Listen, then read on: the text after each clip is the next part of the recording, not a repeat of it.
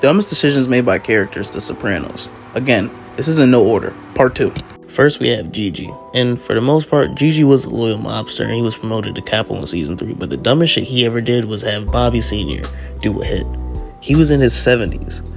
It was on his godson, Mustang Sal. Shit crazy. He's sick, old, and dumb as fuck. He died after doing this fucking hit. All this coughing and shit. Now we have Coco. And I'm not gonna lie, Coco was bold as fuck. Within this war between the New York family and the Soprano family, Coco thinks it's okay to say a whole bunch of weird, creepy shit to Meadow. Saying this to the boss's daughter, it's a death sentence. Honestly, I'm surprised Tony didn't kill him in that bar. Whoa! Sit down. Next, we have Paulie Walnuts, who is a funny-ass fucking character, but I feel like he's the dumbest character. Up there with Christopher, even. Now, when it comes to his beef with Ralph, in no means is Ralph innocent in any of this shit whatsoever. He prank calls Paulie's mother and tells her that her son doesn't love her and he's never coming to visit her again and shit. This played a really big part within their beef, amongst other things. But that damn Jenny Sack joke, man. The crazy part is he wasn't even there for the joke. His ass was locked up in Ohio, I think. I hear Jenny Sack's getting a 95-pound mole taken off her ass. His punk-ass nephew, Lil Paulie, decides to tell him, which was stupid as fuck on his part. But that still didn't give Paulie the right to tell Johnny Sack. And again, he was not even there.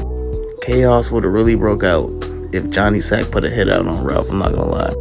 He was furious. This kind of fucked up their friendship, amongst other situations that occurred. Puts Tony in a rough spot. One of his guys making a joke about another man's wife, a made man's wife, and Carmine really didn't give a fuck for real. Johnny was so furious. Then we got Paulie. I don't know why he thought Carmine knew who he was. He's getting played. He asks about you. Give him my love. I will. You like hearing that. We can't forget Paulie's mother at Green Grove. Man, I don't know what was worse.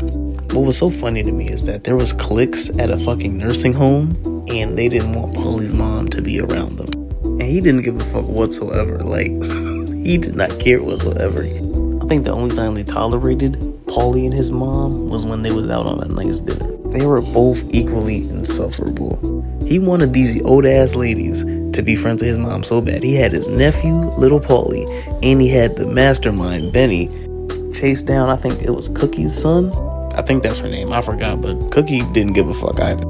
But the craziest shit he did was take out this old ass woman. Robbed her too. I feel like this is one of his lows outside of the Johnny Sack shit, because this is wild. He's stealing money from an old ass woman and then you choke her out, like, bro. The whole Pine Barren situation, very preventable. Paulie had one simple task to do. All he had to do was pick up money from the Russian. Simple. The moment he steps foot in the man's house, he's a fucking asshole to him. And I understand if the man was rude, he offered him a drink. And things just get worse. The moment Paulie turns around and sees his TV, I don't know what it is, breaks his fucking remote, and then takes his life. Him and Christopher went from picking up money to disposing a body. If I was Christopher, I'd just be like, how do we get here? Come to find out, they didn't really kill him. He's still alive. He took off like the Flash. Next, we have Tony the Animal Blendetto. No reason to get back into life whatsoever. I don't know if it's just me, but Tony Blendetto never felt like him. He just wasn't believable to me, especially when he takes out not one, two made men, one of them being the brother of a capo. You take them out in the sloppiest way possible. At least wear a mask. They know what you look like. They know who you are. And what he did to Joey Peeps was so fucking loud. Now he got a fucked up foot. He did it for Rusty and Angelo, of all people. Basically as a favor for Carmine Jr. for killing his first love, who was also his cousin. Is she any good? No. And what am I asking you for? You probably... And before he got back into the life for real, things were going good for him. He had so much luck. Kim, a man who at first didn't care for Tony whatsoever, saw his potential and helped him get his own little massage parlor. And what does he do? To repay the man back, he beats the dog shit out of him. Well, barely, because I'm not gonna lie, he was losing most of that fight. Some more lucky shit happens to him. He finds like 20K on the ground. Like somebody literally threw 20K up the car on the ground. He burns right through that shit.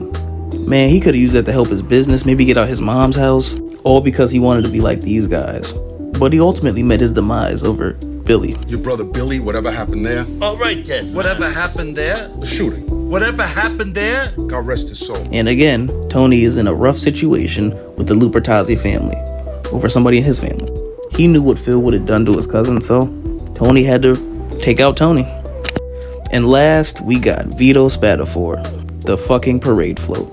Sometimes I feel like you can tell when a character is about to get killed off, the more they get screen time. I just feel like that happens. He's like the first thing we see in like season 5, season 6, I can't remember. Find out that Vito played for a different team. Catching, not pitching. And this is like a death sentence in the mob for the most part, and the way he moves is so reckless. He did a terrible job at hiding. You partying at a gay club that is owned by mobsters? Come on, bro. Like, come on now. It may not have been in Jersey, but New York, come on now. Like, yeah, nobody's gonna see you here. It's fucked up that he left his kids, but I'm not gonna lie. He's a dead man in Jersey. Shit, Tony sent the mastermind after him. He goes to New Hampshire, falls in love with fucking Johnny Cakes, and instead of trying to adapt to your new life, you are bitching about what, maybe like 30 minutes to an hour of hard work? I thought you were in construction. You really don't do shit. Almost forgot when he was drinking and he hit somebody and then whacked him. He makes the foolish mistake of going back to Jersey. He's just there, that's all. You sandbagged me and cut your fucking throat open. I'm sorry. Once Phil knew he was back, it was over from there. You gotta remember, Phil is also a closeted gay man, so he literally came out the closet to shove a pool cue up Vito's ass. Crazy way to go out. Death by pool cue. And that concludes the video. Hope you enjoy. Like and subscribe.